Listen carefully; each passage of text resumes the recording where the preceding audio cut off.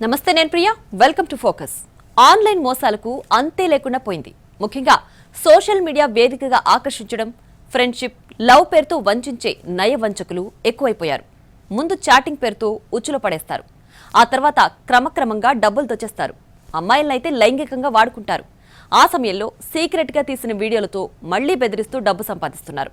ఇలా హనీ ట్రాప్లో చిక్కుకున్న బాధితులు వందల వేలల్లో ఉందంటే పరిస్థితి ఏ రేంజ్లో ఉందో అర్థం చేసుకోవచ్చు. ఇలాంటి సోషల్ మీడియా ట్రాప్ నుంచి తప్పించుకోలేమా? మనల్ని మనం రక్షించుకునేదెలా? ఆన్లైన్లో వల విసురుతారు. ఇంకా చెప్పాలంటే ట్రాప్ చేస్తారు. వారి ఉచ్చులో పడ్డారో అంతే సంగతులు. ప్రేమ పేరుతో కవ్విస్తారు. నిజమైన ప్రేమికుల కంటే ఎక్కువ బిల్డప్ ఇస్తారు. సీన్ కట్ చేస్తే అందని కాడికి డబ్బు గుంజుతారు. ఇవ్వకుంటే బ్లాక్ మెయిల్కు దిగుతారు. ఇటీవల ఇలాంటి మోసాలు మరీ ఎక్కువయ్యాయి. కొంతమంది పోకిరి వెధవులు ఇదే పనిగా పెట్టుకుని బతుకుబండి సాఫీగా లాగించేస్తున్నారు. అయితే అలాంటి పోకిరిగాళ్లను కొంతమంది పోలీసులు అరెస్ట్ చేశారు. వారు చేసిన మోసాలు చూస్తే వామ్మో అని మనం నోరెళ్లబెట్టాల్సిందే. ఆ రేంజ్లో చీటింగ్ చేశారంటే వారి చీటింగ్ స్కిల్స్ ఏ రేంజ్లో ఉన్నాయో అర్థం చేసుకోవచ్చు. ఇంతకీ ఆ క్రిమినల్స్ ఎవరిని టార్గెట్ చేస్తారు? పని పాట లేని పోకిరీలు. ఆన్లైన్లో రీల్స్ చేయడమే వారి పని. రీల్స్ కోసం రూల్స్ కూడా పక్కన పెట్టేస్తారు. తమను తాము హీరోల రేంజ్లో బిల్డప్ ఇస్తూ రీల్స్ చేస్తారు. అమాయకులైన అమ్మాయిలకు వల విసురుతారు. అలాంటి ఓ పోకిరి యువకుడిని హైదరాబాద్ జూబ్లీహిల్స్ పోలీసులు అరెస్ట్ చేశారు. వాడు చేసిన పని చూస్తే మనం షాక్ అవ్వాల్సిందే. ముందుగా సంపన్న వర్గాల బాలికలను లక్ష్యంగా వల విసురుతాడు. వారిని ప్రేమలోకి దింపుతాడు. ఆపై వ్యాపారం పేరుతో లక్షల రూపాయలు వసూలు చేసి మెల్లగా జారుకుంటాడు. ఇలా బాలికలు, యువతులను ప్రేమ పేరుతో లోబరుచుకున్నాడు. కానీ సీన్ కట్ చేస్తే జూబ్లీహిల్స్కు చెందిన ఓ బాలిక ఫిర్యాదు మేరకు పోలీసులు ఆ పోకిరిని అరెస్ట్ చేశారు. ఇక్కడ చూడండి, ఈ ఫోటోలో ఉన్న యువకుడి పేరు చంద్రశేఖర్ ఆజాద్ అలియాస్ అర్జున్. ఏపీలోని గుంటూరు స్వస్థలం. కానీ హైదరాబాద్లోని కూకట్పల్లిలో ఉంటూ సంపన్నులు నివసించే ప్రాంతాల్లో తిరుగుతూ ఉంటాడు. జూబ్లీహిల్స్కు చెందిన ఓ బాలికను చంద్రశేఖర్ ఆజాద్ అలియాస్ అర్జున్ ఇన్స్టాగ్రామ్లో ఫ్రెండ్ రిక్వెస్ట్ పెట్టాడు. ఆ తరువాత అమ్మాయి రిప్లై ఇవ్వగానే తనను తాను పరిచయం చేసుకున్నాడు. కొద్ది రోజుల తర్వాత మాట కలిపి ప్రేమ పేరుతో వల విసిరాడు. అర్జున్ను పూర్తిగా నమ్మిన అమ్మాయి మెల్లగా ఫోన్ కాల్స్ మాట్లాడడం మొదలుపెట్టింది. ఇంకేముంది, అర్జున్ పూర్తిగా ఆమెను లోబరుచుకున్నాడు. ఆ తరువాత అసలు కథ మొదలుపెట్టాడు. తరచూ ఇద్దరూ ఏకాంతంగా కలుసుకునేవారు. ఈ విషయం గత ఏడాది ఏప్రిల్లో బాలిక తల్లికి తెలియడంతో చంద్రశేఖర్పై జూబ్లీహిల్స్ పోలీసులు ఫోక్సో చట్టం కింద అర్జున్ను అరెస్ట్ చేయించింది. పోలీసులు అతన్ని రిమాండ్కు తరలించారు. కానీ మళ్లీ బెయిల్పై వచ్చిన తరువాత బాలికను కలుసుకున్నాడు అర్జున్. ఈసారి తన ప్లాన్ పక్కాగా అమలు చేశాడు. స్టార్టప్ పెడుతున్నాను అంటూ ఆమెకు పెద్ద ఎత్తున సినిమా చూపించాడు. స్టార్టప్ కంపెనీ సక్సెస్ కాగానే ఇద్దరం పెళ్లి చేసుకోవచ్చు అంటూ భవిష్యత్ అంతా బంగారమయంగా ఉంటుంది అంటూ ఊరడించాడు. దీంతో అవన్నీ నిజమేననుకుని నమ్మింది ఆ బాలిక. దీంతో ఆమె నుంచి స్టార్టప్ కంపెనీ కోసం అంటూ 13.11 లక్షల రూపాయలు వసూలు చేశాడు అర్జున్. ఇంట్లో ఒక్కసారిగా 13 లక్షల రూపాయలు మాయమయ్యేసరికి తల్లిదండ్రులకు డౌట్ వచ్చింది. దీంతో కూతురుపై ఆ తల్లిదండ్రులు నిఘా ఉంచారు. ముఖ్యంగా ఫోన్ ఇవ్వకుండా కట్టడి చేశారు. కాని కారు డ్రైవర్, అతని భార్య ఫోన్లతో బాయ్ ఫ్రెండ్ అర్జున్కు కాల్ చేసింది. డ్రైవర్ భార్య సైతం బాలికను బెదిరించింది. అర్జున్తో మాట్లాడుతున్నట్లు తల్లిదండ్రులకు చెబుతానని బెదిరించి బాలిక నుంచి 9 లక్షల రూపాయలు వసూలు చేసింది. సీన్ కట్ చేస్తే ఈ విషయం తెలిసిన తల్లిదండ్రులు మరోసారి జూబ్లీహిల్స్ పోలీసులకు ఫిర్యాదు చేశారు. దీంతో మరోసారి అర్జున్ను అరెస్ట్ చేశారు. అటు డ్రైవర్ భార్యను కూడా అదుపులోకి తీసుకున్నారు. ఒకవైపు ఈ బాలికతో ప్రేమ డ్రామా ఆడుతూనే నాల్సింగికి చెందిన మరో యువతితో చంద్రశేఖర్ తిరుగుతున్నట్లు పోలీసులు గుర్తించారు. అంతేకాదు, వలపు పేరుతో ఇలా 2 నుంచి 3 యువతులను ప్రేమలోకి దింపి వారిని మోసగించి లక్షల రూపాయల్లో డబ్బులు లాగినట్లు బయటపడింది. అంతేకాదు, ఓ కారులో తిరుగుతూ తాను ధనవంతుడినని, వ్యాపారవేత్తనని, చాలా కంపెనీలు ఉన్నాయని బిల్డప్ ఇస్తూ అమ్మాయిలను నమ్మించినట్లు విచారణలో బయటపడింది. నిత్యం పబ్బులు, రెస్టారెంట్లతో పాటు ఇన్స్టాగ్రామ్లో అమ్మాయిలను ట్రాప్ చేస్తున్నట్లు పోలీసులు గుర్తించారు. బాధిత బాలిక ఇచ్చిన ఫిర్యాదు మేరకు ఫోక్సో చట్టం కింద జూబ్లీహిల్స్ పోలీసులు రెండోసారి చంద్రశేఖర్ను రిమాండ్కు తరలించారు. ఈ కేసు పెండింగ్లో ఉండగానే మరికొంతమంది బాధితులు కూడా జూబ్లీహిల్స్ పోలీసులను ఆశ్రయించారు. ప్రేమ పేరుతో తనను మోసం చేశాడంటూ చంద్రశేఖర్పై మరో యువతి జూబ్లీహిల్స్ పోలీస్ స్టేషన్లో ఫిర్యాదు చేసింది. తనను నమ్మించి బంగారు గొలుసు కూడా తీసుకున్నాడని ఆరోపించింది. ఈ మేరకు నిందితుడిపై పోలీసులు బిఎన్ఎస్ సెక్షన్ 69, 3182 కింద కేసు నమోదు చేసి 0 ఎఫ్ఐఆర్ను నమోదు చేశారు. ఆ కేసును కూడా నార్సింగ్ పోలీస్ స్టేషన్కు బదిలీ చేశారు. ప్రేమ పేరుతో చంద్రశేఖర్ ఇప్పటి వరకు సుమారు 10 మందిని మోసగించినట్లు దర్యాప్తులో తెలిసిందని పోలీసులు పేర్కొన్నారు. అంతేకాదు దాదాపు 50 లక్షల రూపాయలు వసూలు చేసినట్లు తెలిపారు. బాధితులు ఫిర్యాదు చేస్తే కేసులు నమోదు చేస్తామని, అలాగే వారి వ్యక్తిగత వివరాలు గోప్యంగా ఉంచుతామని తెలిపారు పోలీసులు. ఇన్స్టాగ్రామ్ అమ్మాయిల జీవితాల్లో చిచ్చు పెడుతోంది. ఆన్లైన్లో ఉన్నవాడు మంచోడో చెడ్డవాడో తెలియని పరిస్థితి ఆ అమ్మాయిలది. మరోవైపు ఒకడు ప్రేమ పేరుతో ఇన్స్టాలో వల విసిరి డబ్బులు గుంజితే మరొకడు అదే ప్రేమ పేరు ఉపయోగించి లైంగికంగా వాడుకుంటున్నాడు. దీంతో ఎటు చూసినా అమ్మాయిలు, యువతులు, కొన్ని సందర్భాల్లో బాలికలు కూడా ఈ ఆన్లైన్ నయవంచకుల ఉచ్చులో చిక్కుకుంటున్నారు. అలాంటి ఘటనే మహారాష్ట్రలోని అమరావతిలో సంచలనం రేపింది. ఓ పోకిరి వెధవ చేసిన పనులకు ఏకంగా 108 మంది అమ్మాయిల జీవితాలు నెట్టింట్లో అంగరి సరుకులా మారిపోయాయి. వారి వ్యక్తిగత వీడియోలు బయటకు రావడంతో బాధితులు లబోదిబోమంటున్నారు. చివరికి ఆ పోకిరి వెధను పోలీసులు కటకటాల్లోకి నెట్టారు. ఇంతకీ ఆ కంత్రిగాడెవరు? ప్రేమ పేరుతో అమ్మాయిలకు వల, ఆపై బ్లాక్మెయిల్ చేస్తూ లైంగిక దాడులు. ఇది ఏ ఒక్కరో ఇద్దరో అమ్మాయిల వ్యధ కాదు. ఓ పోకిరి వెధవ చేసిన పనికి ఏకంగా 108 మంది యువతుల జీవితాలు ఆగమాగమయ్యాయి. మహారాష్ట్రలోని అమరావతి కేంద్రంగా ఈ ఘటన జరిగింది. 108 మంది అమ్మాయిలను ప్రేమ పేరుతో ముగ్గులోకి దించిన ఆ పోకిరి యువకుడు వారికి చెందిన ప్రైవేట్ వీడియోలను చిత్రీకరించాడు. అలాంటి 350 వీడియోలను సోషల్ మీడియాలో షేర్ చేశాడు. ఈ ఘటనతో ఒక్కసారిగా మహారాష్ట్రలో కలకలం రేగింది. మహారాష్ట్రలోని అమరావతి జిల్లా పరత్వాడలో మహమ్మద్ అయాన్ మహమ్మద్ తన్వీర్ అనే యువకుడు యువతులను ప్రేమ పేరుతో వలలో వేసుకుని బ్లాక్మెయిల్ చేస్తూ లైంగిక దాడులకు పాల్పడ్డాడు. అతని వలలో చిక్కుకోవడంతో దాదాపు 108 మంది అమ్మాయిల జీవితం ప్రశ్నార్థకంగా మారింది. ఇది రాష్ట్రంలోనే కాదు, దేశవ్యాప్తంగా తీవ్ర చర్చనీయాంశంగా మారింది. ఈ కేసులో ప్రధాన నిందితుడైన 19 ఏళ్ల అయాన్ అహ్మద్ తన్వీర్తో పాటు ఆ వీడియోలను సోషల్ మీడియాలో వైరల్ చేసిన ఉజేర్ ఖాన్ ఇక్బాల్ ఖాన్ను కూడా అమరావతి రూరల్ పోలీసులు అరెస్ట్ చేశారు.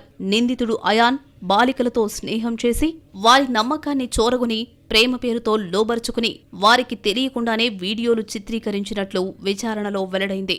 ఆపై ఆ వీడియోలతో వారిని బ్లాక్మెయిల్ చేసేవాడని పోలీసులు గుర్తించారు. తన్వీర్ బాలికలను ప్రేమ పేరుతో ట్రాప్ చేసేవాడు. ఆ తర్వాత మాయమాటలు చెప్పి వారిని ముంబై, పూణేలకు తీసుకువెళ్లేవాడు.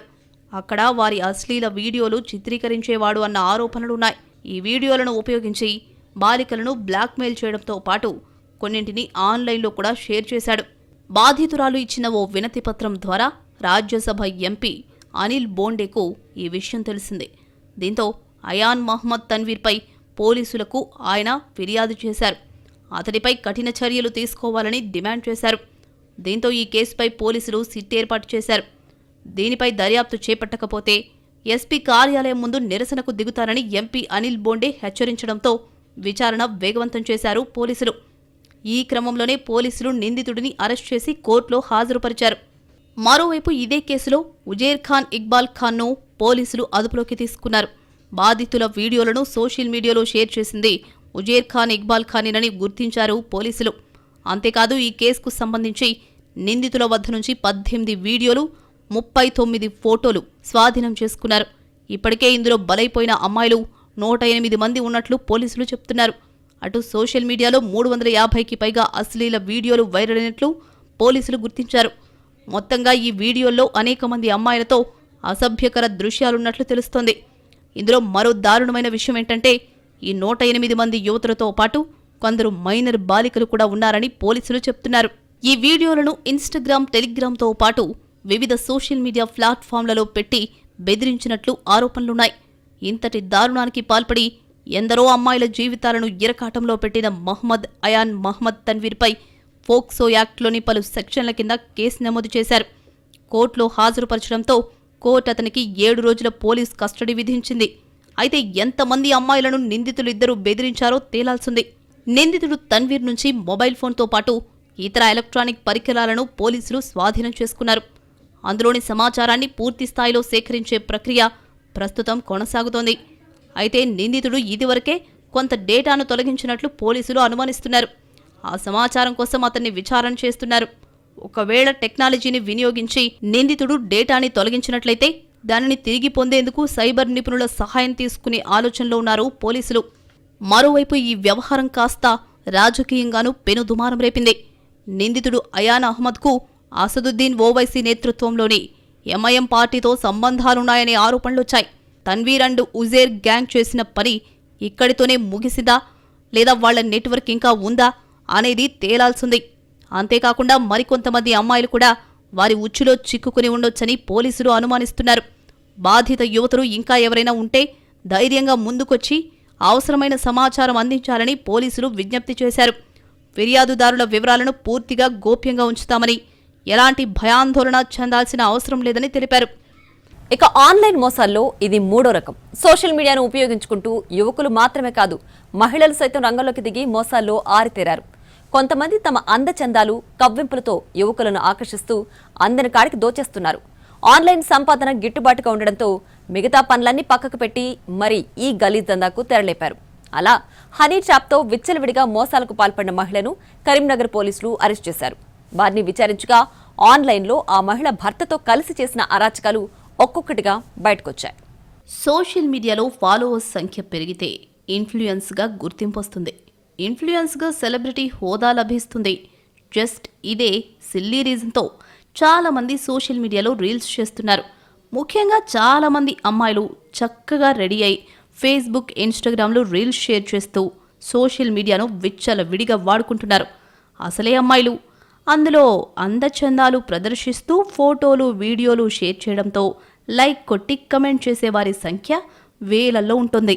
అందులోనూ కొంతమంది సెలబ్రిటీలు, ప్రముఖులు, వ్యాపారవేత్తలు సైతం ఉంటున్నారు. ఇంతవరకు బానే ఉంది.